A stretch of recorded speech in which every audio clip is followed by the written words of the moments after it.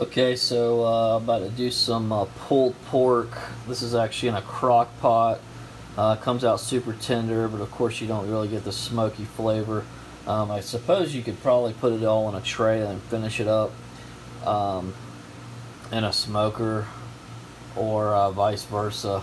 But I tell you, I don't have a smoker, so I don't really have that option. But at the same time, it comes out super tender in the crock pot.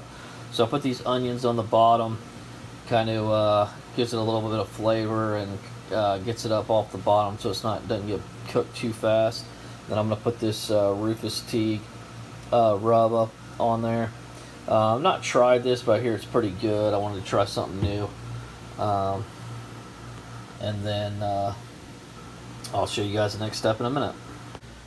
So here's the pork butt. As you can see, they trimmed a lot of the fat off. There's not a lot of fat on there. I prefer there to be a little bit more, but it's alright. It'll probably still be good. I'm going to put the rub all over it, and then I'm going to put this side down, and then I'm going to put rub all on the other side and get it cooking. Put it on high probably to get it started, and then down to low. Once it gets kind of warm, just let it cook for about 10 hours. So you can see I just put the rub on there, kind of rubbed it in. It does work a little bit better if you rub it in with the rubs. And put the fat side down, and then I'll probably flip it after a few hours. And see where we're at. It's just kind of, it'll probably cook around 9-10 hours, but honestly, I just check it whenever it starts getting real tender and it's tender how I want it. Then that's when I go ahead and turn it off. I ended up putting this Everglades cactus dust on there, as well as the Rufus Teague meat rub. I think it's going to be a pretty good sweet and smoky combination. And then I'll probably get some like Sweet Baby Ray's. So I put this on high to get started, and then I'll turn it down to low once it heats up after like an hour or so, and I'll just cook it on low all night. It's fairly late, 10, 11 at night. I'll just let it cook all night and then check on it in the morning. So yeah, there it is. Looks pretty good. I think this is going to come out really, really good. I forgot to tell y'all, I put some fresh black pepper on there as well, fresh ground. Obviously, and I'll probably put a little bit of garlic salt on there maybe too. And there you go, there you have it. And on goes the lid. We will check it here in just a few hours. I'll probably turn it down about 30 minutes in. Probably I'll just turn it to low and just let it cook on low for, I got plenty of time. Slow and low. So I went ahead and flipped it over. This is the fat side. The fat side is now up, so hopefully it'll kind of drain into the meat. Hopefully it's not cooked too much to where there's not a lot of juice left in it, but it's pretty moist still.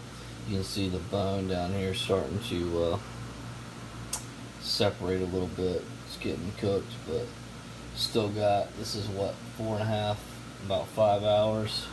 Still got a good 4 or 5 hours to go. So you're going to continue to cook it for around 10 hours until it starts to pull apart, like here and here. It'll just come right up, it'll just pull right out, and then it's cooked good enough for pulled pork. So I'm going to go ahead and separate this out with both my hands, throw the fat away. Those white parts are fat, and the darker, firmer parts are meat. Separate the fat and the meat, and then get it ready to put some sauce on it and make sandwiches. So I will tell you right now, it tastes amazing. So I will follow up in just a minute. So I got all the meat and fat separated and pulled off, and I always get the bone in Boston butt because it tastes, I feel like it tastes a little bit better having the bone. I always like meat with a bone in it, to be honest. I feel like it just gives it a little bit more flavor, but this would be good for your dog. They would love you for this. But that, and then The rest of this, I'll just like throw the onions out and drain all the juice. It's basically fat. It's gonna solidify once it cools. Um, so I'll just put it in like a styrofoam to go cup or some sort of like to go cup from a restaurant or something, and just let it solidify and just toss it right in the trash. I'll show you the food here in just a minute.